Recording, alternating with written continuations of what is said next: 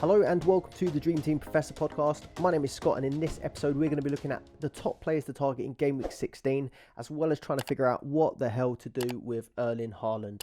So on screen I've got the fixture ticker from ffstuff.co.uk as always, from Gameweek 16 to Gameweek 19, and Gameweek 16 is a Friday deadline, so I'm recording this on Thursday afternoon. Tomorrow 7 p.m. is the deadline. Friday 7 p.m. We have Spurs versus Nottingham Forest at Forest. So that's the first game. You have to have your teams locked in for 7 p.m. So Game Week 16, we've got Premier League, and then we've got some EFL Cup quarterfinals. Game Week 17 is a Premier League double game week for most teams. The only teams that don't have a double that week are Crystal Palace, Brentford, Brighton, and then Manchester City, who are at the Club World Cup. Game Week 18, we've got a Premier League single and then two double game week teams. Those double game week teams are Everton, who play Crystal Palace. Now that's a slightly strange one. I've got it at the bottom of the screen here, but all of the FA Cup fixtures are in Game Week 19, but because this one, Crystal Palace versus Everton, falls on a Thursday, it is in the week before. So that's the only reason they've got a double game week that week instead. So as it stands, in Game Week 19, it's down as a single game week as well, just with FA Cup fixtures. However, the Carabao Cup semi-finals first legs will be put into Game Week 19. So we'll have another double game week in Game Week 19. But as it stands, teams with 6 fixtures between this run from Game Week 16 to Game Week 19. We've got Liverpool, Newcastle, Chelsea, Fulham, West Ham and Everton. Those teams have the most fixtures across the next 4 game weeks. With 5 fixtures, we've got Man United, Arsenal, Villa, Brighton, Spurs, Burnley, Palace, Wolves, Forest and Sheffield United. And Bournemouth and Luton. And then just the teams that have got 4 fixtures is City and Brentford. Manchester City just have the 4 fixtures because they're off to the Club World Cup. They've obviously got Crystal Palace at home in Game Week 16. They then don't have a second fixture that week. They don't have a first fixture in Game Week 17, but then they come back and play Everton at the back end of Game Week 17. And we're all going to have our eye on that one, trying to figure out what we do with Erling Haaland. At the moment, he obviously missed the last game, and then he's going to go back to training today. I still haven't seen any updates, but reporting back to training, and they're going to assess him ahead of that Crystal Palace game, but we will have to wait for more team news before we can decide. I read out the teams that have the most fixtures. West Ham, Chelsea, Newcastle, Everton, Liverpool and Fulham could still end up with an extra fixture if they do win their Carabao Cup game, and that will be put in Game Week 19. We'll go on to just specifically Game Week 16, so the teams that I think have the best fixtures this week. And although Manchester City do have just the one fixture, Crystal Palace at home is a very good fixture. Crystal Palace have got quite a lot of injuries at the moment as well. Obviously got a suspension as well. I think it was Ayew in the last game. So not doing very well for squad depth at the minute. So that does look like a good fixture for Manchester City, even though it is the single. Obviously depends on Haaland's availability. Haaland also in this fixture last season did score a hat-trick. So just to make our decision even harder, this was one that he did well in last season. So just the one fixture, but it does look really good on paper for Manchester City. I like Liverpool's fixtures as well. They've got 2 nice home fixtures.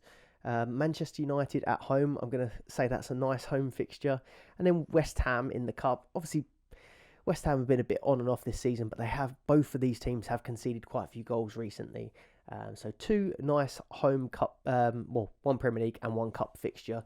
Possible rotation in the second fixture, but we are getting near the later stages of the Cup, so wouldn't be too surprised if we see some big names out there for Liverpool.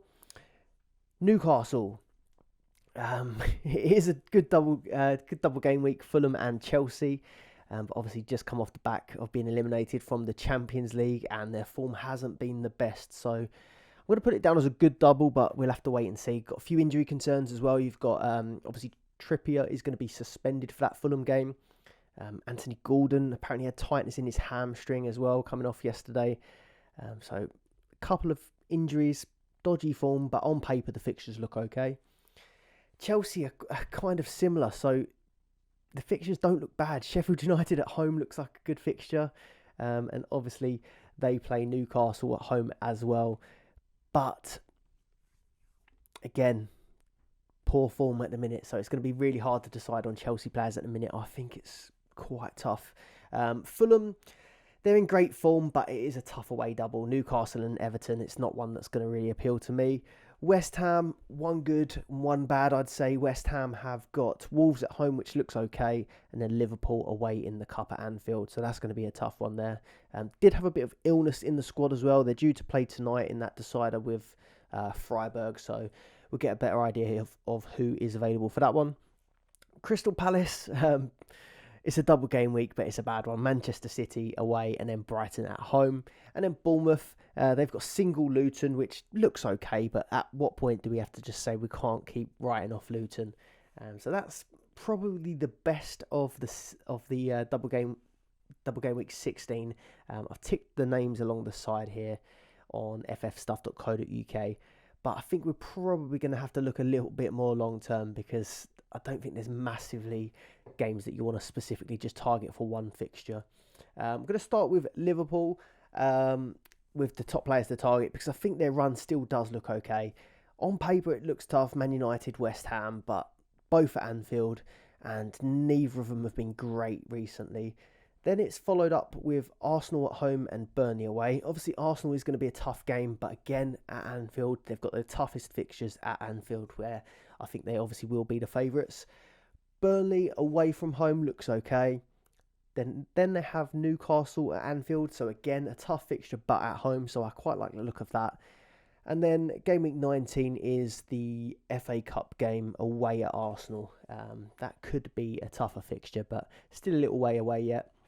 So Liverpool had a 2-1 win against 10-man Palace, and I think they were fairly lucky in that one. I think it probably could have ended up as a draw. It's 4 wins in a row now, and they still have Europa League to come tonight, but rumour is that Salah and Trent haven't travelled, and I imagine there'll be masses of rotation in this one. Alisson come back in the recent fixture, so the punt on Kelleher didn't really pay off, but if you have got Kelleher, he could still have that Carabao Cup fixture in midweek, so you might not have to move on yet if you don't have to. Talking about home fixtures, so Man United got Liverpool have got Man United, West Ham, Arsenal, Newcastle to come at home. They've won every single home game they've played this season, so their home form is incredible.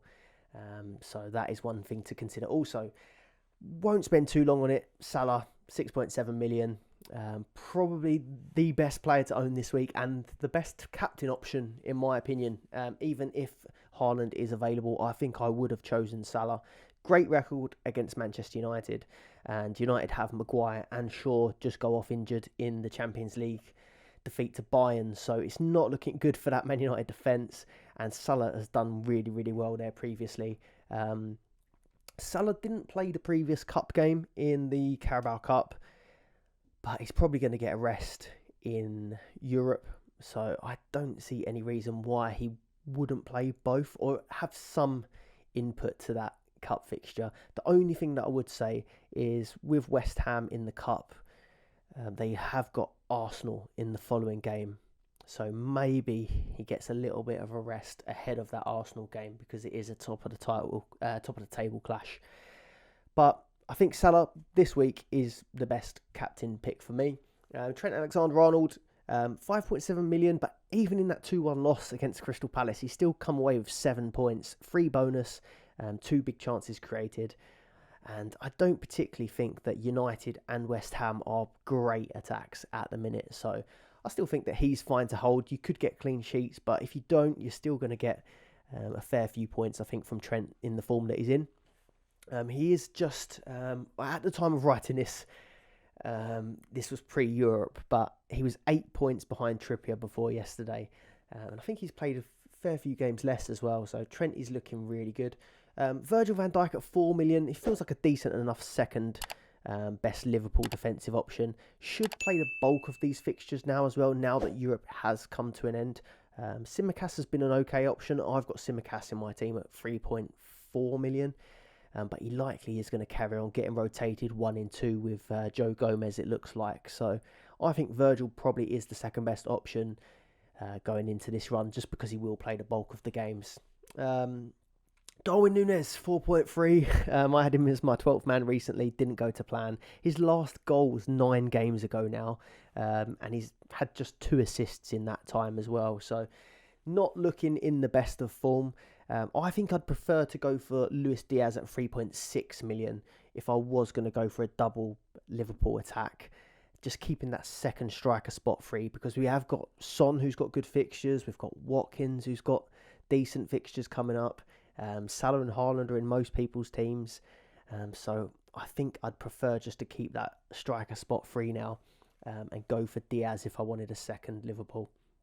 I'm going to come on to Newcastle. So a 4-1 loss against Spurs the week before. 4-1 loss against Spurs, and then the week before they lost 3-0 to Everton. So again, it's not looking great for Newcastle at the moment. And then a 2-1 loss to Milan last night. I actually did think that Newcastle were going to win that one. Very disappointing. Goalkeeper issue is one of the main things as well. So Dubravka did play yesterday. He hasn't been keeping clean sheets, but he is still a good cheap option in at the back. So I think he's 1.6 million at the minute. Dubravka, 1.6 million at the minute. So the fixtures do look okay. Fulham, Chelsea, Luton, Forest, Liverpool, Sunderland, and then obviously depends how they get on in the Carabao Cup. I still think value for money wise, Dubravka is still okay, but they have been a few Twitter posts and leaks coming out that Newcastle will be looking for a new goalkeeper in January. So if you do it, it might not be long term. But then the window is not going to open till sort of game week 19. And will they be thrown straight in as well? So you're probably still going to get a few games out of Dubravka. There was a concern about a shoulder injury, but he did play yesterday. I imagine that you'd have to think that he's okay. Trippier at 5.3. I think I probably would still hold him if I owned him, but I definitely wouldn't be bringing him in this week. So he picked up his 5th yellow card, so he's going to miss Fulham. And then you'd expect that he probably would get the Carabao Cup game still, or I was at least thinking that. But he did apparently pick up a knock in the Milan game yesterday and went off in the 63rd minute. So, I mean, if you've got other fires to put out in your team, I probably would just leave him there. If your team is looking perfect, which I'd be surprised because there's a lot of injuries and stuff at the minute. If your team is looking a little bit dodgy, maybe I would just keep him, I'd say. But definitely not a buy, possibly a hold. Anthony Gordon, 4 million. Still think he's okay to target. I had put him down. He's in my team as well. 6 goals, 5 assists. I think he's a great option, but again, he went off yesterday in the 62nd minute. Apparently tightness in his hamstring, but it wasn't so much of an injury because they were saying that he was playing with it. So maybe he just gets 1 start, 1 appearance off the bench, but I still do think he's a good option. But it's horrible now that you're paying 4 million to get him in when he started at just 2.5 million. So that is quite a price rise there from Anthony Gordon. Let us know if you've had him the whole way through. Isak, 4.3 million. I don't think I'd bring him in now. I've got him in my team as well, and he's blanked 4 games in a row since I brought him in. So I think he had back-to-back 8-pointers when I decided to bring him in. And yeah, since then he's blanked 4 games in a row. And obviously he is going to see rotation with Wilson now. Wilson started yesterday. Isak came on in the 62nd for Anthony Gordon. So with Isak and Wilson both fit, I think he's going to also take minutes off of Anthony Gordon too. So yeah, I think that striker position now is a little bit tough to choose from Newcastle. I think I'll be looking to get Isak out my team sharpish. Livramento, 2.9 million. He's still looking like a good pick, to be honest with you. So 3 points yesterday, 1 bonus and 3 tackles. But if Trippier's out, well, he will be out for the next one. Livramento can play right back. He can also play left back. He has been playing left back. The only thing I'd be wary of is Dan Burn did return yesterday and came on in the 63rd minute, so well ahead of schedule. He was back playing, so he might take some minutes off him, but the rate that these Newcastle players have been getting injured or looking knackered, I think Livermento's still going to get plenty of game time in this run. I mentioned Dubravka already. I still think he's okay. I still would potentially look to get him in. But that's about it, really. I don't think I'd go for Lascelles, just because I think there could be a chance that Dan Burn maybe covers at centre-back for a little while, and I think Botman shouldn't be too far off. West Ham, great win against Spurs, and then a bad 5-0 loss against Fulham. But apparently the excuse is there was illness throughout the squad. Again, it'll be interesting to see what the team looks like in midweek, because it's not a must-win game, but the winner of this game wins the group, I think it is. A win or draw sees West Ham top the group, because West Ham won the head-to-head with Freiburg. But overall, I think the fixtures look okay. Wolves, Liverpool away from home in the Cup, Man United at home, Arsenal away, and then it's Brighton, Hove Albion, and then the FA Cup game. I always get this wrong, but I think that's Bristol, the abbreviation. But overall, I think Bowen is still a really good player to target, and someone that I'm almost certain that I'm going to bring into my team this week. So 5.3 million. I think I ended up losing him when there was this injury doubt. And since then, I mean, he did miss a few games, but now he's been back and he's played 90 minutes, 3 games in a row. So I think it's safe to say that he is completely fine again. I still want him through these tough fixtures, even though you've got Liverpool, United, Arsenal, Brighton. I was looking back, and West Ham do well in these counter-attacking matches. Bowen got 14 points against Arsenal. He scored against Spurs. He scored against Villa. He scored against Liverpool. And he scored against Brighton all this season. So 10 goals, 3 assists. And he's scoring against the big sides. So playing in that centre-forward spot, I still want Bowen in my team. And 90 minutes, 3 games in a row. You don't have to worry about him being rotated. So I think Bowen is a really, really good pick this week. James Ward-Prowse, 4.4. I'm less keen, but he has done really well this season. 28 points before this European game. And he definitely still deserves to be in the conversation. And he is nailed as well. So he is a good pick. He did have a barren spell of not getting attacking returns, but he did manage a fluky goal against Spurs. They all count. He's on 3 goals and 9 assists. So I do still think he is a very good pick. Maybe if you can't get to Bowen. Kudus and Paqueta are both also relatively popular on Dream Team or fantasy football as a whole.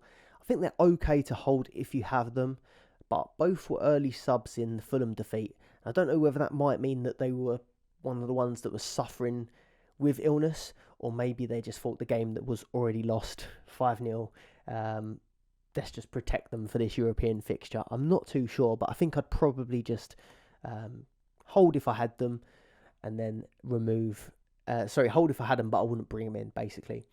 Defensively, though, although I said that I'd go for Bowen and I don't mind them for counter-attack against these sides, I definitely would dodge the defence against Wolves, Liverpool, United, Arsenal, Brighton. They all look like teams that can score. So just Bowen and Ward-Prowse are the 2 that I'd be looking at. Chelsea are a side that have looked on paper with these fixtures like they were going to have a really good run at the minute, but it hasn't quite happened. But Sheffield United at home looks good, but they do have a new manager now. Newcastle at home could be better than it initially looked a few weeks ago. Wolves away from home and Crystal Palace at home look okay in 17. And in Gameweek 18, Luton away, which we should learn by now doesn't actually look that great. And then, is that Preston? Preston in the FA Cup? I'm not quite sure. Chelsea FA Cup draw. Preston at home in the FA Cup. So still in both cup competitions. They lost 2-1 against Man United, but then they beat Brighton 3-2. So real mixed bag. It's hard to predict, and they've got injury concerns now as well. So Sanchez, there was a lot of talk about Sanchez for this run as a good goalkeeper swap from maybe Johnston or Kelleher. That's what I had in mind. But Robert Sanchez got injured in the last game, had to get replaced by Petrovic. So we have to wait for some more news on what's happening with the goalkeeper scenario. Reece James, we were also saying, I think on the Dream Team Tonic podcast a couple of episodes ago, we were saying Reece James looked like a really good option for this run. But now he's been ruled out for, I think, a few months.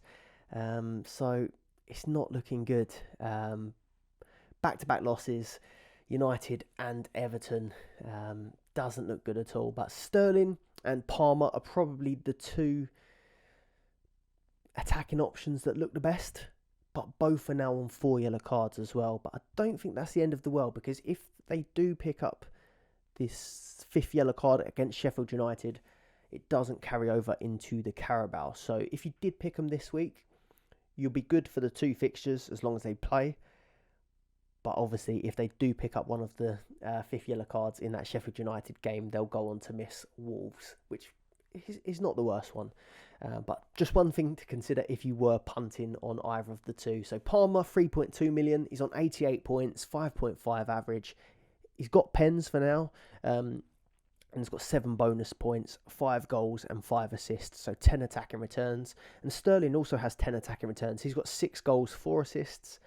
He's slightly more expensive at 3.8. And he's on 102 points. But the average points isn't far off each other. So 5.5 for Palmer and 5.7 for Sterling. Sterling has 15 bonus points while Palmer has just the 7. So I don't think there's much in it. And I think if I was going to pick one of the two, I think I'd pick Palmer at this point. But defensively, I did want to have one for this run. But now our options are limited. So no Reece James, potentially no Robert Sanchez in goal. Maybe Gusto at 2.1. Wouldn't do it yet, or I'd wait for more news, but he's been out injured for a little while. But on the Premier League injury site, it does say that he's back in training.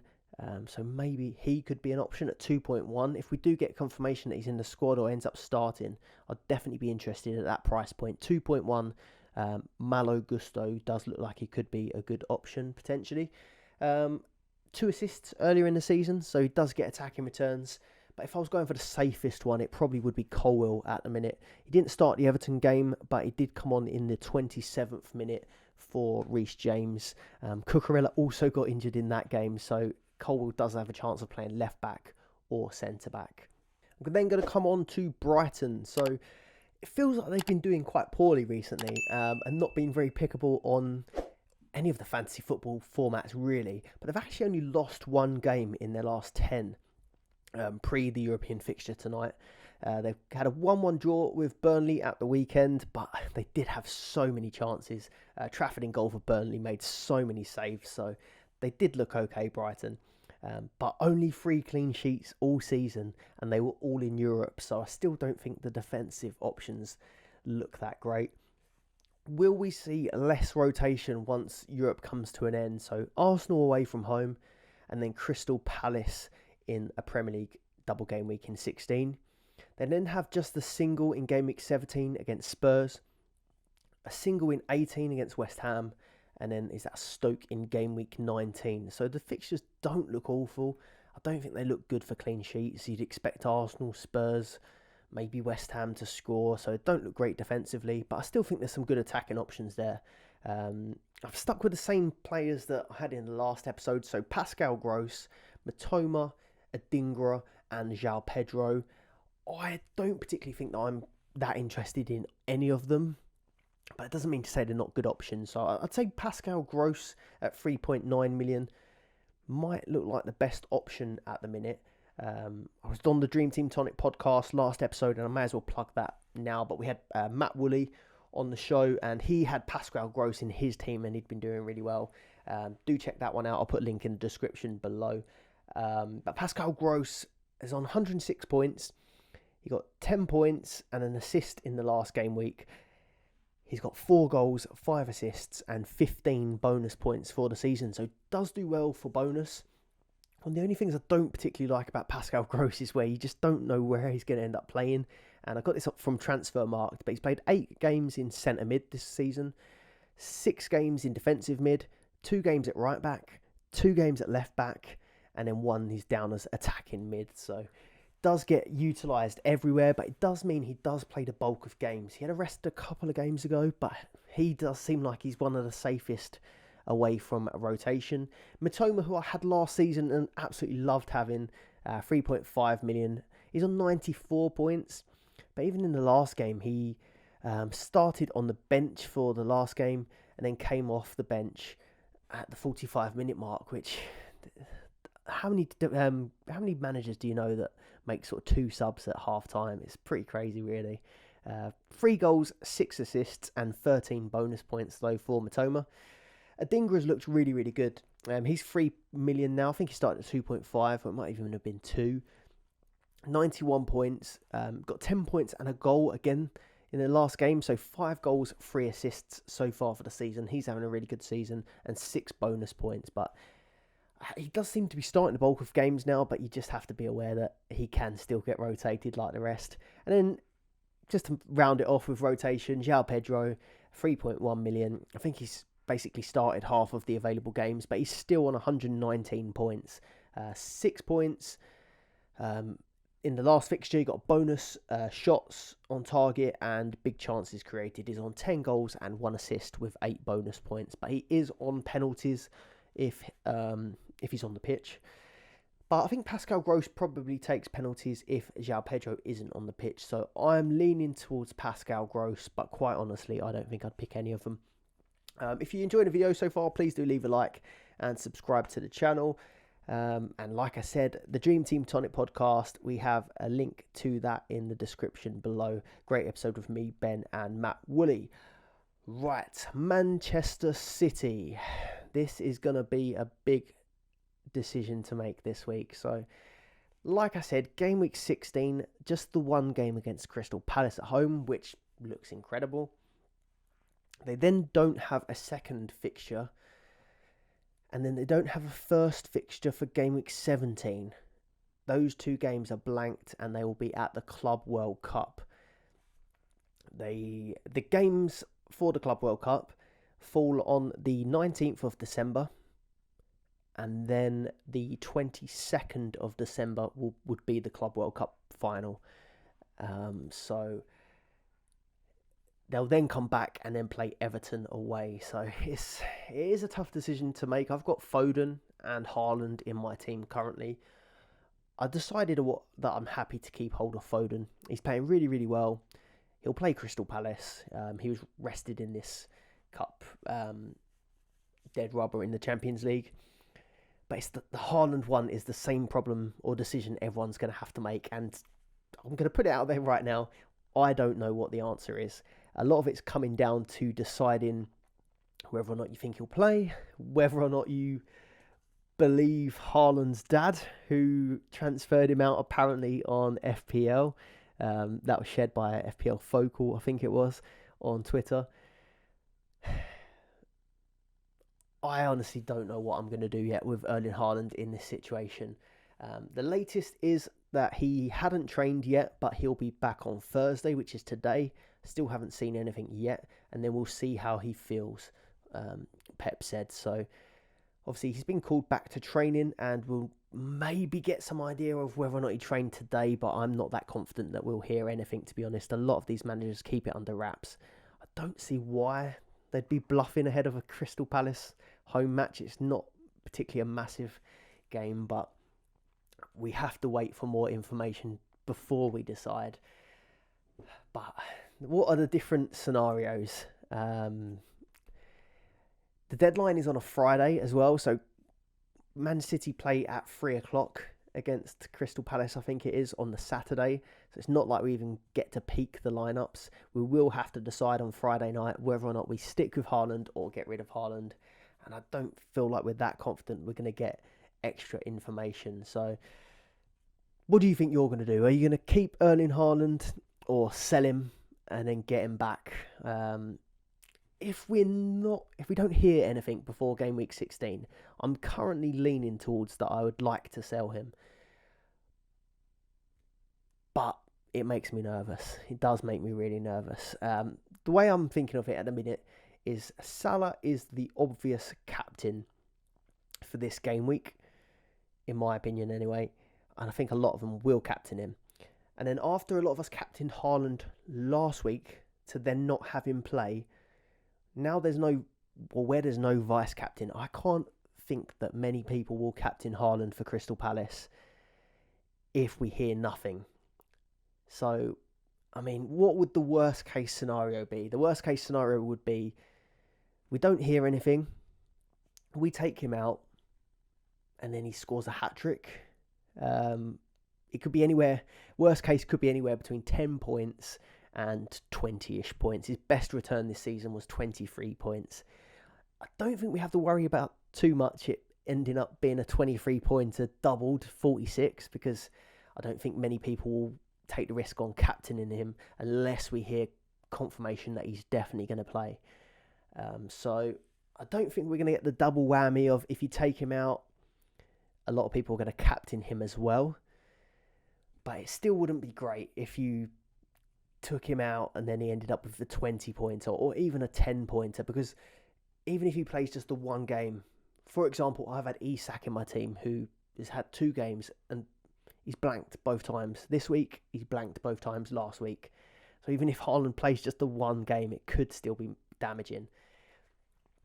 It is very, very tough. And then the other thing to weigh up as well is that if you take him out now, and then take him out now, and I mean, he could play Crystal Palace and it harms you, but if he doesn't play Crystal Palace, we then should see if he does play in the Club World Cup in Gameweek 16, in that second sort of space there, or Gameweek 7. I was looking at the deadlines, and the deadline for Gameweek 17 is the 22nd, and the deadline is 7 p.m. If Man City are playing, it's in Saudi Arabia, and in UK time, the final is at 6 p.m. So we should be able to see if Haaland's playing the final 1 hour before the deadline, which again is going to be crazy. But we should see if he's available and whether or not we want to bring him in for Game Week 17. But if he doesn't play Crystal Palace and then doesn't play the Club World Cup, I don't think many people are going to want to bring him in for Everton, which again could go on to harm us. So it's a big decision. I don't know the answer, but at the moment I'm leaning towards that I think I'm going to take him out. But the downside of it is obviously the risk of losing points, and then the risk of having to use the transfer and not fixing my team elsewhere. So I'll come on to my team a little bit later and what scenarios could play out. Another interesting thing I thought with this Haaland scenario is if he does end up playing against Palace or at the Club World Cup, say he plays both, say he plays Crystal Palace and then he ends up playing at the Club World Cup, will people still captain him for Game Week 17 for that Everton away fixture? Single game week away at Everton, while Salah plays Arsenal and Burnley. Son has Everton and Brighton. Watkins has Sheffield United and Man United. And Saka has Liverpool and West Ham. So there are some good double game week captains in Game Week 17. I think the only positive thing that you could look at potentially is that, or if you do take Haaland out, is that maybe after being scarred last week, people don't end up captaining him. Even if they keep hold of him, they won't want to take the risk of captain him as well. So it might not be double whammy. If he does do well, you may lose out on the 10-20 points, but it might not end up being 30-40 points. That's the only sort of positive I can see of if you take him out and then he ends up playing at the same time, people may not captain him. On to City in general. So they won 2-1 against Luton. Like I said, Haaland was left out. Other options, Alvarez at 4.2, got an assist against Luton. He's got a goal and 2 assists in his last 4 games. So he was having a bit of a dip, but he has started to get a few more attacking returns now. And of course, if Haaland is out injured, Alvarez is going to start striker, and Alvarez probably is on penalties as well. So he could be back on the table as an option. I don't think I'm keen on it just for the same reason of the single week game weeks. But I do think he is a good option at 4.2. Foden, like I said, I'm going to keep him through this. No goal for him, but he did finish with 8 points, 3 bonus, 2 shots on tackles and 2 shots on tackles, 2 shots on target and 2 tackles against Luton. So 8 points is still a good return when you're not scoring. And then Bernardo Silva, 4 million. He grabbed a goal against Luton and he's averaging 5.5 points per game. He's looking pretty good at the minute. 93 points and 12 bonus points this season. So I think they're fairly good options. Alvarez, Foden, Bernardo. But at the minute for me, it's just probably hold Foden. And I don't think I'd particularly bring in a Man City player just for the singles. Stones, Akanji, both started in midweek against Red Star Belgrade. So I'd probably just assume that they'd go back to having the same backline as before. Walker, Vardiol, Diaz and Ake potentially for that Crystal Palace game. Spurs, so they've ended their run of no wins in 5. They had the 4-1 win against Newcastle. I thought they looked really good, but we also must acknowledge that Newcastle looked knackered in this one. A nice run, though, of 5 good attack-looking fixtures, in my opinion.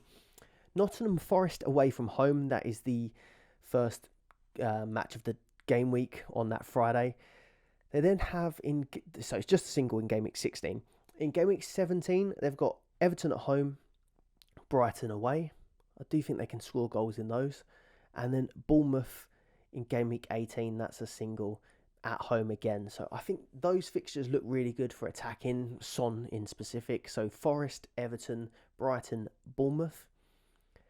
And then game week 19, they've got Burnley at home, but that's been marked as the fixture that Son probably will miss as he goes off to the Asia Cup. So Son as an asset, 4.4 million. He got 2 assists and a penalty goal against Newcastle. So 17 points against Newcastle. 4 points in the previous game against West Ham. But then he got an 8-pointer against City in the game before. He got that goal, assist and I think an own goal as well in that game. So he has found some form.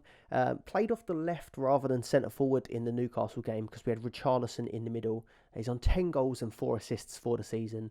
And we've also now had the confirmation that he will be on pens while Harry Kane's out and while Maddison's out as well. But I think Son probably will be on them even when Maddison is back.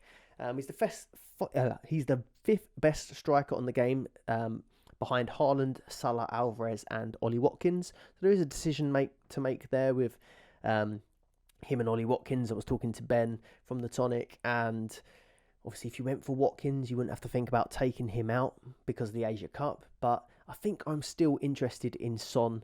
He gets 90 minutes most games, no rotation. He's on pens. I am really interested in bringing him into my team at the minute. Pedro Porro, 3.3 million. He's now the 7th highest defender in the game. He's been pretty impressive, really, with no Europe. 94 points. Got his 5th assist of the season in the last game. And he's taken free kicks and corners without Maddison in the team. So I think that's a real big positive at 3.3. They don't look great for keeping clean sheets. But when you are getting bonus points, shots, attack, assists, goals, he does look like a good option. And onto bonus, he's hit bonus points in 6 consecutive games now, Pedro Porro. So I do think that he looks a very good option. I just wouldn't get too frustrated when they don't keep clean sheets because they've still got a couple of injuries at the back. They did look fairly solid when they still had, Ven playing. But yeah, I still wouldn't trust them for clean sheets at the moment. Udogie is another good attacking option. He got a goal and a 10-pointer in the last game, but he is on 4 yellow cards, so I would stick to Pedro Porro, really. But not many others that I'd go for Spurs at the minute. Richarlison did bag 2 goals, 15-pointer in the last game. He's only 2.4 million. Could end up the main man when Son does go away, but I think I'd want to see some consistent form from him at the minute. So just one to watch, but I can't see myself really bringing in Richarlison.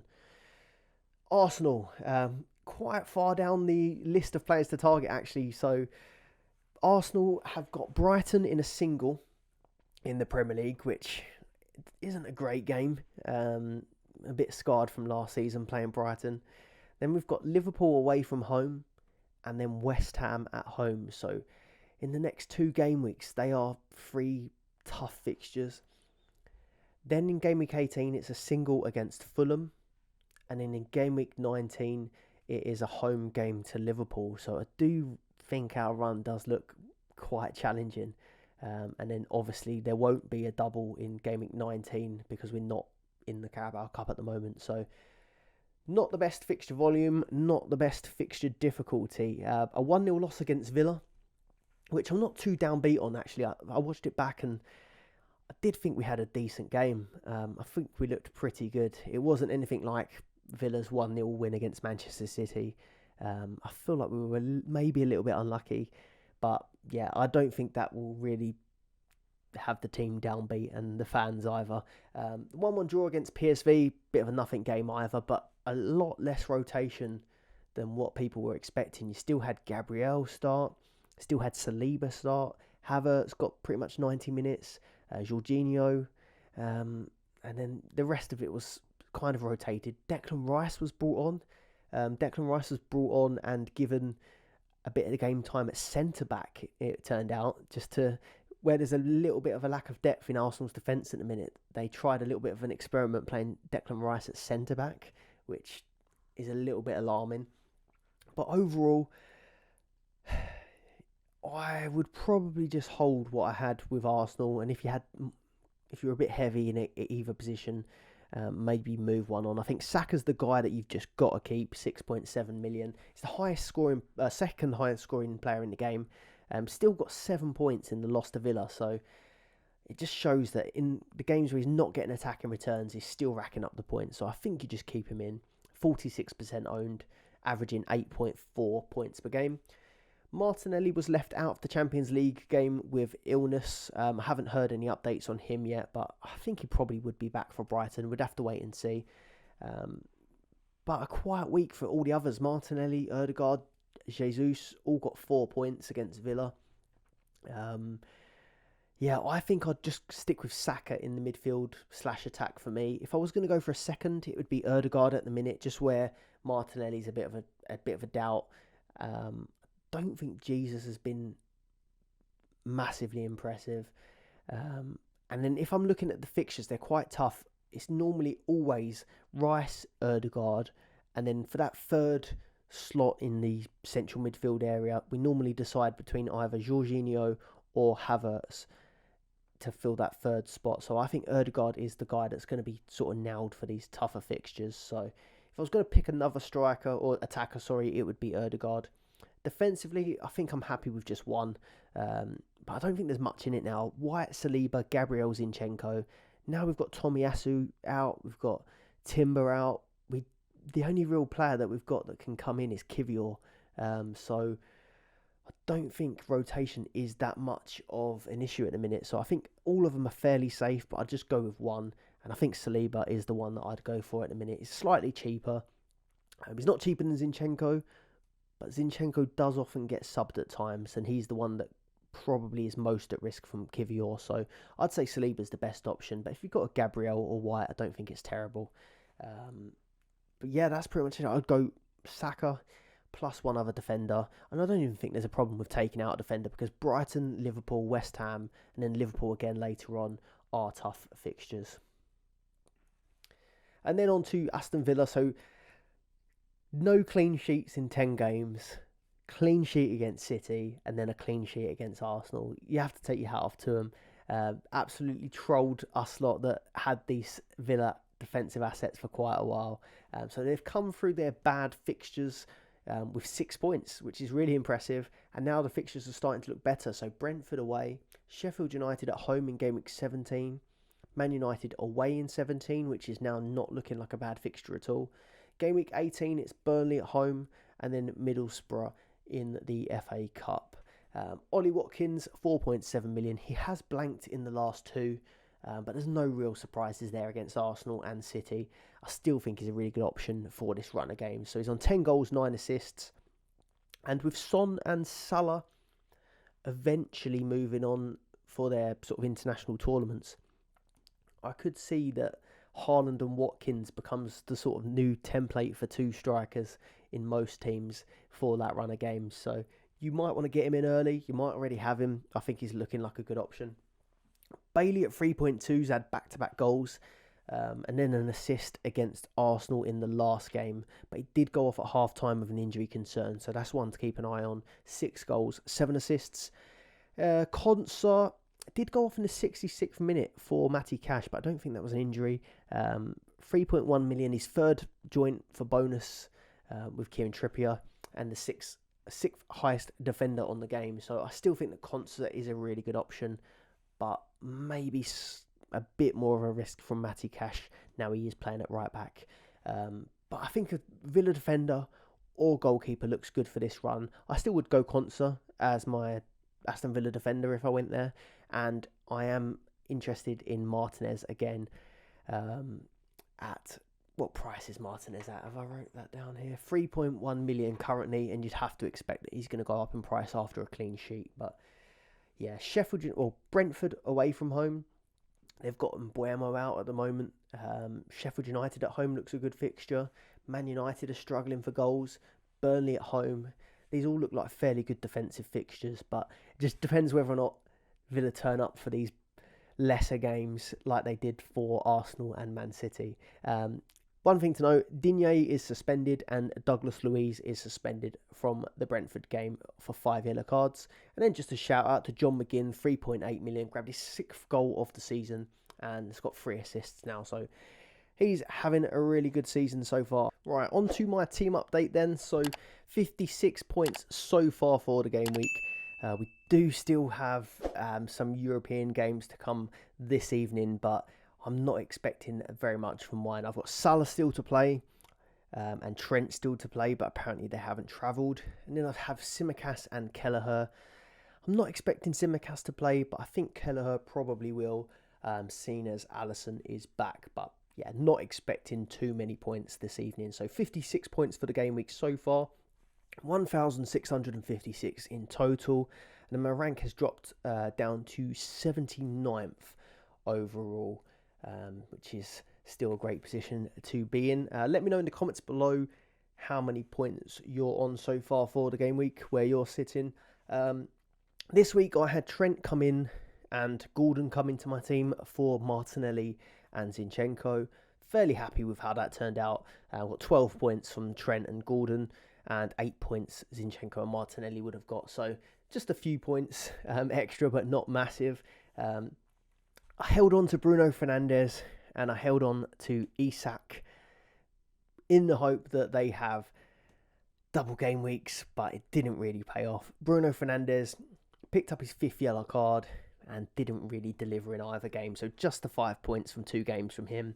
And then Isak the same, got 1 start and then 1 appearance off the bench now that Wilson's back. And like I said, I've had him 4 games now. And he's blanked in pretty much every single one of them. So he's not been a great transfer in since I've had him. The fires in my team, or I'll go points first. So Kelleher, nothing for now. Tsimikas 3, Saliba 7, Trent 7, Gordon with 5, Saka with 7, Bruno with 5, Foden delivering again with 9, Isak with 3, and then Salah with 10.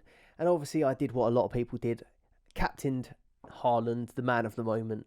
And of course, got the blank. So wasted captaincy this week, but I think all of us were in the same boat. Let me know if you captained someone else other than Haaland. But my fires to put out this week. So I've obviously got Bruno Fernandes in my team, who's now suspended. And Manchester United only have a single game week against Liverpool. So Bruno Fernandes, no brainer. Get him out of my team.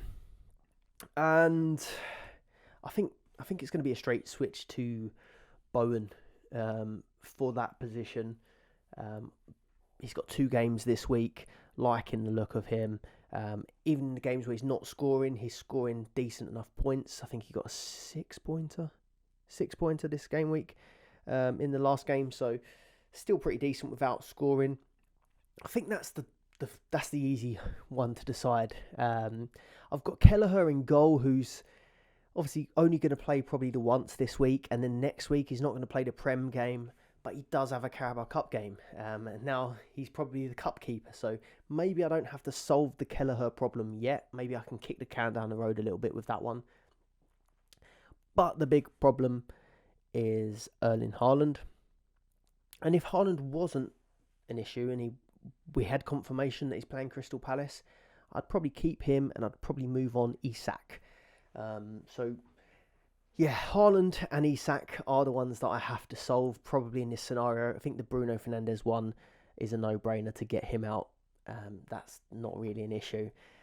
So the issue I have, and I'm aware that I probably rambled it when speaking about Haaland because I don't know the answer and I still don't know what I'm going to do.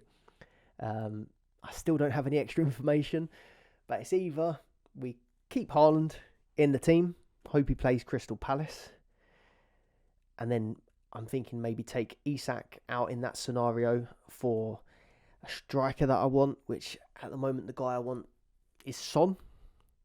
I think Watkins is a very good pick as well. So Son or Watkins, even though they do have a single, I wouldn't be concerned about bringing in either Son or Watkins for Isak. Isak's got the double, but I'm pretty sure we're going to get Wilson starts one, Isak starts one, probably gets an appearance off the bench as well. But across 2 game weeks, he hasn't really done it. And I'm not really feeling it at the moment now with him. It's not a problem if I kept hold of him and I took Haaland out, but I'm not that confident of Isak right now. So Son or Watkins could be great replacements for him. Or we take out Haaland. So in the scenario that we were to take Haaland out for Son, for example, and then have a strike force of Isak, Salah and Son. If he then comes in for Crystal Palace, which he might, obviously I'm going to be very, very nervous about it. I wouldn't be as nervous because I think people aren't going to captain him. Regardless, I think he's not going to be really highly owned as a captain unless it's by someone that's not set their captain or not that active. I can't see him being a massive captaincy option or pick. But then the issue is what if he comes back, or we see that he plays Crystal Palace, he then plays Club World Cup, and we know that he's coming back for Everton. That's when I'm in trouble, because then I've got to use another transfer to take him out. So in that scenario, I'd probably take Isak out for Haaland, which I'd have the money to do. And then I've just got one other transfer, which I'd be able to do Kelleher to Dubravka, for example, maybe. But I wouldn't be able to upgrade him to a Martinez, and I can't really take advantage of the fixtures that are coming up. I would just be using that week's transfers to really just get Haaland back in. So, and then if there's any injuries that happen in between that, which it's a double game week, and there's been a lot of injuries recently, I could end up getting stuck. So I still can't make my mind up. It will be a last minute thing, waiting for news on Twitter, waiting for last minute team leaks. I don't know if we'll get anywhere. It's a Friday deadline. It is going to be a real hard one. I just can't make my mind up at the minute. I do feel like I still would. If we had confirmation that Haaland was out of this game, I'd take him out. But while it's left in limbo, the more it seems that he could be available for Crystal Palace, the more I'm thinking, do I just leave him and Foden in? Foden obviously plays Palace. Do I just leave him in, maybe take out an Isak, bring in a new striker, take out Bruno Fernandes, bring in a new midfielder, and then I've got 2 transfers the following game week. And if Haaland's back fit, I can just leave him. I can leave Haaland, I can leave Foden, and then I've got 2 transfers the following week to maybe attack those good Aston Villa fixtures, maybe try and find a way to downgrade a defender and get Martinez in goal. So that's the option. Chase the points this week, but then maybe have a worse team, or maybe get stung by Haaland, or just take the hit, a rare blank for Erling Haaland maybe, and not play, but then my team might be in a better position later on. I don't know what I'm going to do. Let us know in the comments. Are you Haaland in or Haaland out? I don't have the answer. I don't think there is a right answer because we just don't have the information. But let me know in the comments what you're leaning towards. We'll wrap it up for this episode. I will post after the deadline what decision I decide to make. Sorry about the Haaland waffle, but that's my thought process. But I just don't have the answer at the minute. So, yep. Let us know what you decide in the comments below. I'll post the team after the deadline again this week. And that is everything for this episode. So thank you very much for watching, and I will see you on the next episode. Goodbye.